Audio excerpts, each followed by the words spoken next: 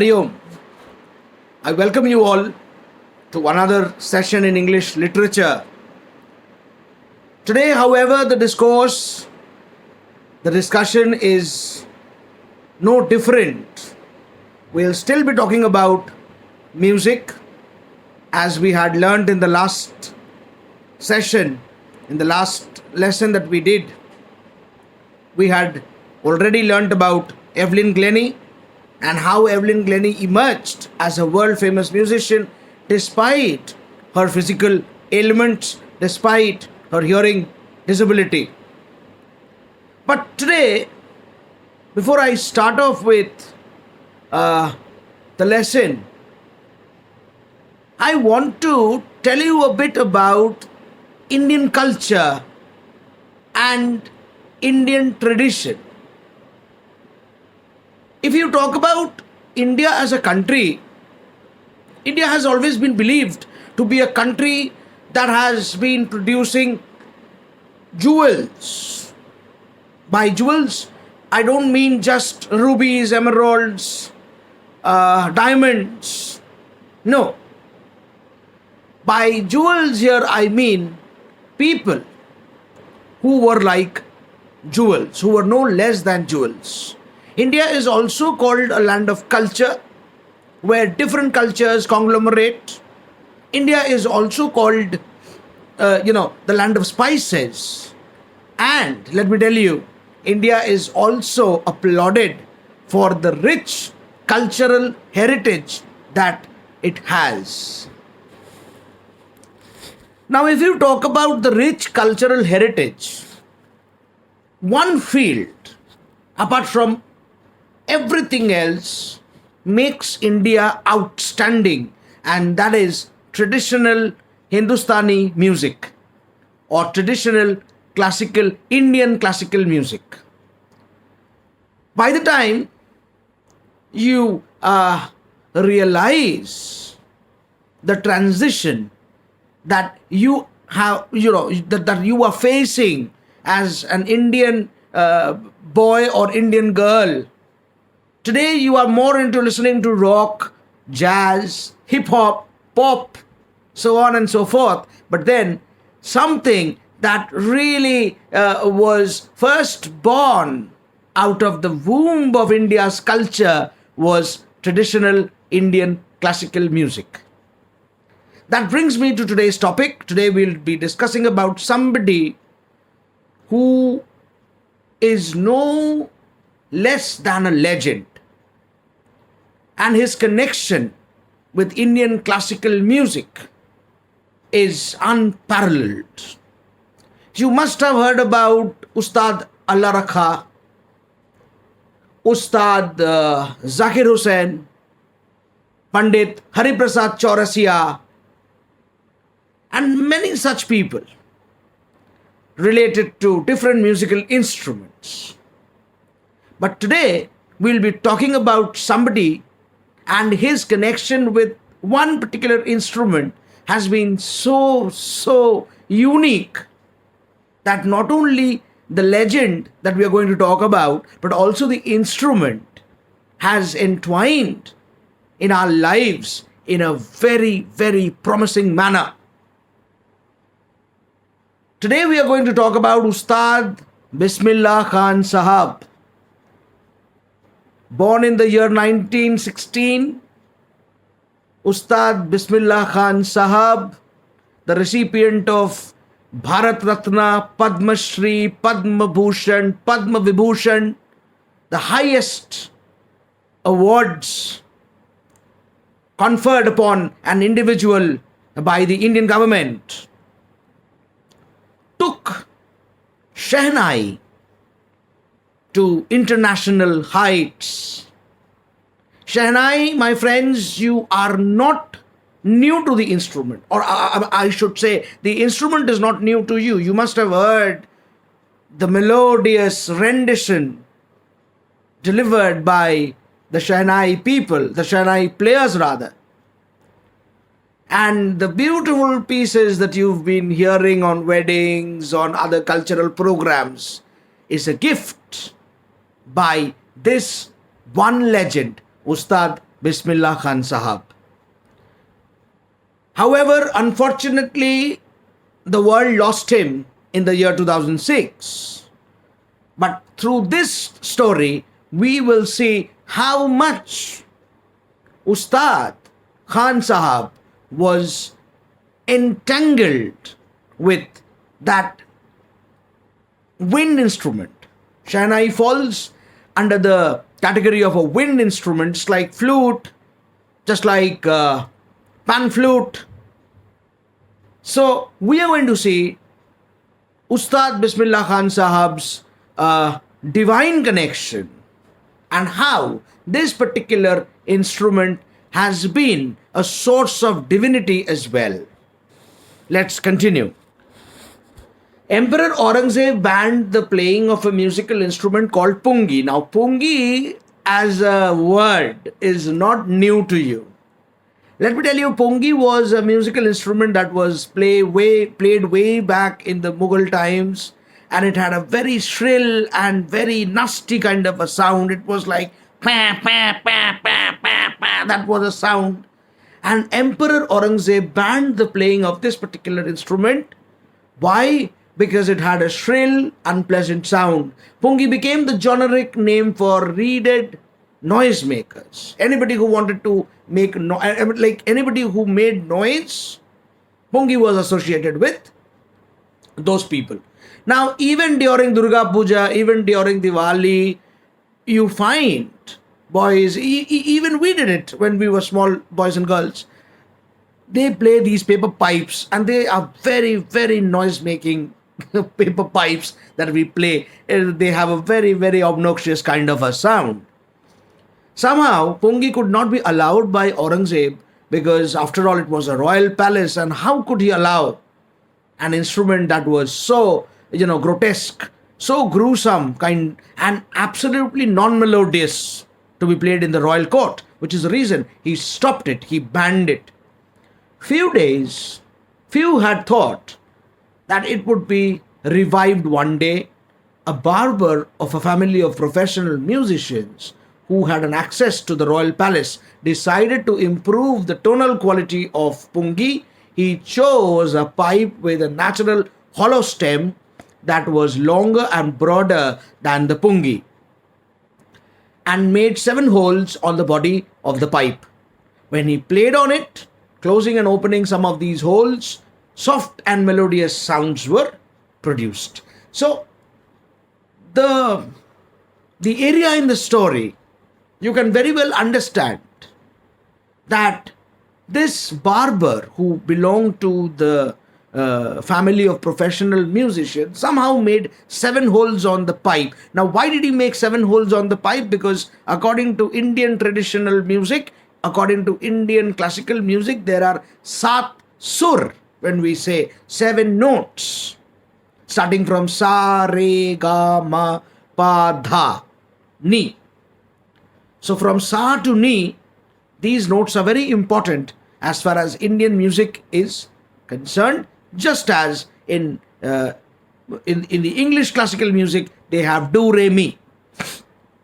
Well, so this barber, what did he do? He just kind of, he punched holes on the pipe, and eventually when he played, opening and closing the pipes, beautiful, melodious notes started coming out. He played the instrument before royalty and everyone was pleased. Of course, that had to be. Because pungi was very, very, I must say, pungi was a very monotonous kind of sound that it produced. And when he played this, people were impressed. The instrument was very different from pungi, and somehow that had to be given a new name. Now, this is how the story goes. Since it was first played in the Shah or the Emperor's chambers by a Nai. Now, Nai is the word, as you know, is for a barber.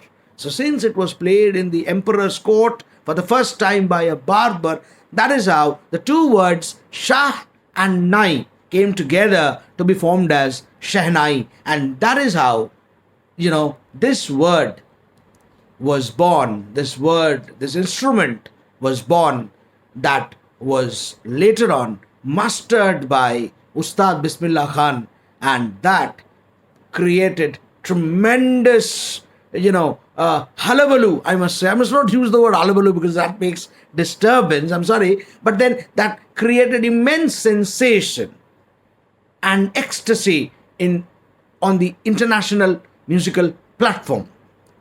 The sound of Shehnai began to be considered auspicious. Now, that is the reason why I told you, children, I told you, my friends, that Shehnai is often found,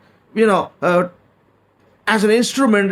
It's often played in the temples, it's often played in the weddings, and all such auspicious places. And for this reason, it is still played in the temples. And it's an indispensable component. You cannot do without it. It's such a component without which you can't do.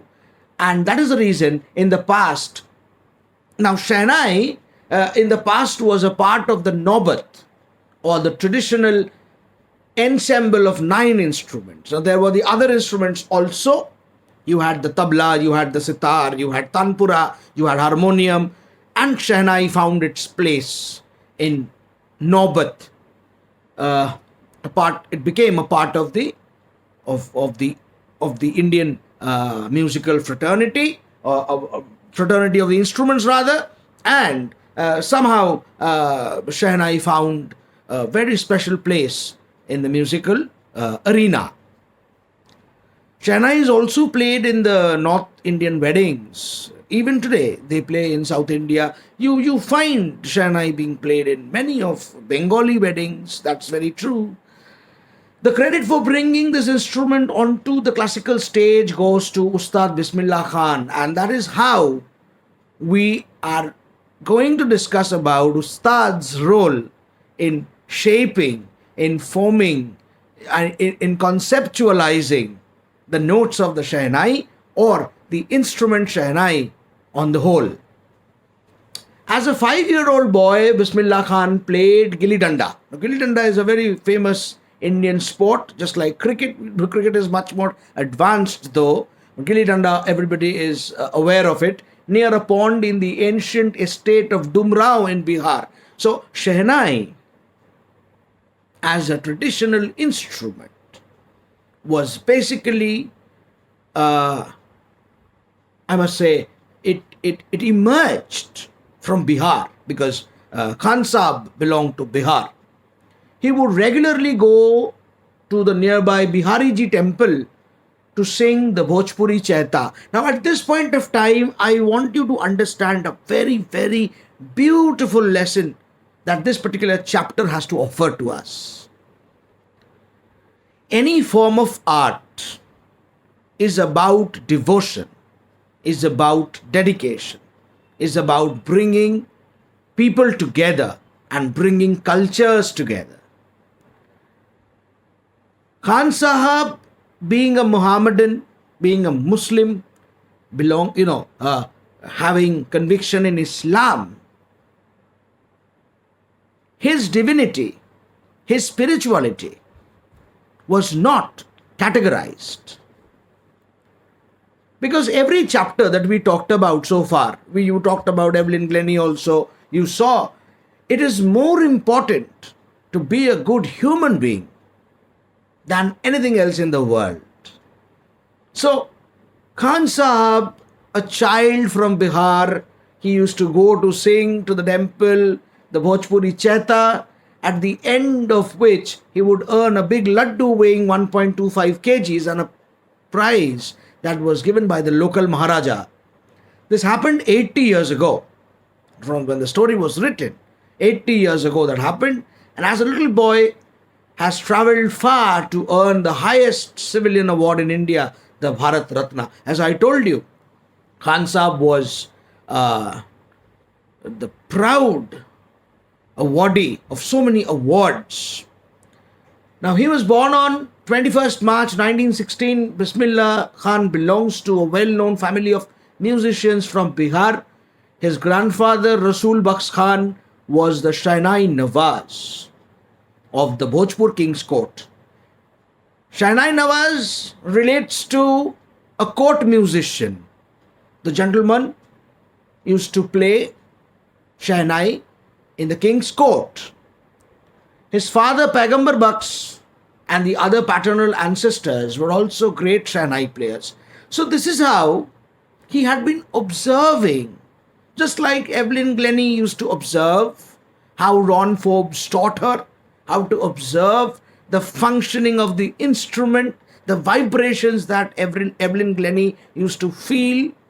Similarly, music was observed by Khan Sahab at this from this age. And believe me, it may be any form of art. Without passion, without observation, without a proper discipline, without proper devotion, you cannot master the art. So what did he do? The young boy took to music early in life. At the age of 3, when his mother took him to his maternal uncle's house in Banaras. And Banaras, we know now it's Varanasi. You know how rich. We call Banaras to be Baba Bhole Ki Nagari. And the famous Har Har Mahadev often, resonates there. Banaras has always had a very, very important significance, deep-rooted significance in the musical gharana of Indian cultural music. So he went to Banaras. Bismillah was fascinated watching his uncles practice the Shehnai, and that is how he started observing. He started taking the melodious flavor of Shehnai. So he went to, soon Bismillah started accompanying his uncle Ali Baks to the Vishnu temple of Banaras, where Baks was employed to play the Shehnai.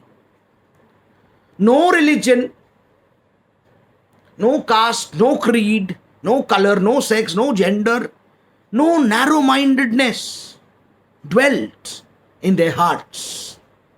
They were true musicians. Because when it's about culture, culture cannot deviate people. Culture cannot separate people. They cannot segregate people. Music always brings people together.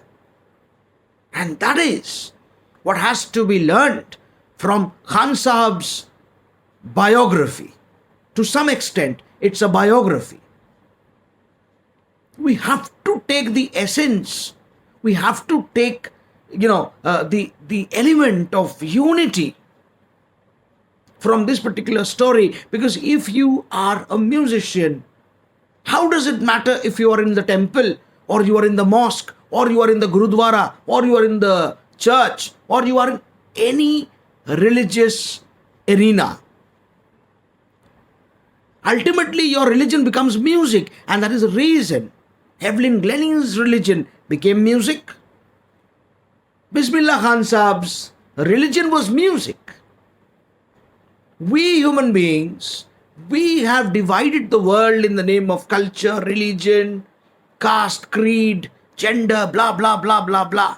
But that is not how it should be. And that is the great lesson that this chapter offers to us. Look at Khan Sahab. Starting from the age of 3 years, he made it a point to go and observe, appreciate, applaud, and besmear the Indian culture. And that's more important. Now, what did he do again? Slowly he started getting lessons in playing the instrument and would sit practicing throughout the day. That is very important. Without practice, you cannot be a good artist, you cannot be a good actor, you cannot be a good guitarist, you cannot be a good tabla player, you cannot be a good orator. Nothing. And that is the reason you should always remember, practice always makes a man perfect. So throughout the day, for years to come, the temple of Balaji and Mangala Maiya on the banks of Ganga became the young apprentice's favorite haunts, where he could practice in solitude. He needed tranquility, he needed peace. He had the beautiful Ganga flowing in front of him. He had the divine chantings going on in the background. And there, he got serenaded by the atmosphere completely. And that is how he even serenaded generations to come in the future years, in the coming years. The flowing waters of the Ganga inspired him to improvise and invert ragas that were earlier considered to be beyond the range of the Shehnai. And that is where Bismillah Khan Saab's forte in music began to flourish and develop. When you learn riding on a bicycle, you fall several times. But you master the art of riding a bicycle. Life is just like riding a bicycle. You will have the elementary challenges to face. You will have a couple of, difficult times to encounter. But perseverance, hard work, self-discipline, and your intense passion for something that you pursue, ultimately, that will pull you through. And that is exactly what happened with Khan Saab also. So ragas that were considered to be impossible as far as the range of the Shehnai was concerned, he made those things possible. Yes, he did it. At the age of 14, Bismillah accompanied his uncle to the Allahabad musical conference. And at the end of his recital, Ustad Fayaz Khan patted the young boy's back and said, "Work hard and you shall make it." And that is exactly how we seek the blessings of the elders. In order to become a successful musician, in order to become a successful writer, in order to become a successful student as well, humility, modesty, observation, perseverance, sincerity, devotion, dedication, all these things are very much needed. And most importantly, that one dream that you see for yourself, that one dream should not evade. And that is how Bismillah Khan Sahab was blessed. So, with the opening of All India Radio in Lucknow in 1938 came Bismillah's big break, and for the first time, he soon became an often heard Shehnai player on the radio. My dear friends, times have changed, technology has changed, lives have become very fast. But even then, basic values don't change. A father still remains a father, a mother still remains a mother, devotion still remains devotion, and your passion should have that stringent nature not to leave you. That is exactly what happened with Bismillah Khan Sahab also, and that is how. In those days, in 1938, there was no technology. There was only All India Radio had just commenced. And Bismillah Khan Sahab became a frequent celebrity. I am using the word celebrity. Deliberately, I am using the word celebrity here because he was on the path of becoming a celebrity. But although you see him performing everywhere in India, in abroad, again, like Evelyn Glennie, there was not an iota of vanity in the maestro. And that is the reason why Khan Saab's life becomes a matter of celebration. So what did he do? When India gained independence on 15th August 1947, Bismillah Khan became the first Indian to greet the nation with his Shehnai. Wow, look at that. Acute observation, acute devotion, acute practice, I must say, sincere most practice, and look where Khan Saab landed. I mean, it's all karma. Your karma is in your hands, and if you're able to control your karma, rewards are bound to come. Rewards will definitely come. Nevertheless, He greeted the entire nation with his Shehnai. He poured his heart out into Rag Kafi from the Red Fort to an audience which included Mahatma Gandhi and Pandit Jawaharlal Nehru, who later gave his famous Tryst with Destiny speech. Bismillah Khan Sahab is not just a man. Bismillah Khan Sahab is an institution in himself. What kind of an institution is Khan Sahab? Let me tell you. He is an institution of devotion. He is an institution of observation. He is an institution that teaches discipline and modesty. Bismillah Khan has given many memorable performances both in India and abroad. Now that had to be. His first trip abroad was to Afghanistan, where King Zahir Shah was taken in by the maestro so much that he gifted him his priceless Persian carpets and other souvenirs. Do not run after success. Run after quality. Khan Sahab never ran after success. He always introspected, and he was in the process of self-evolution. So that self-evolution should be present in all of us. Trying to improve every time to achieve the better, and one day the best will automatically come and fall in our palms. That you need to understand. King Zahir gave him the priceless carpets. Do you think Khan Sahab want those carpets? No.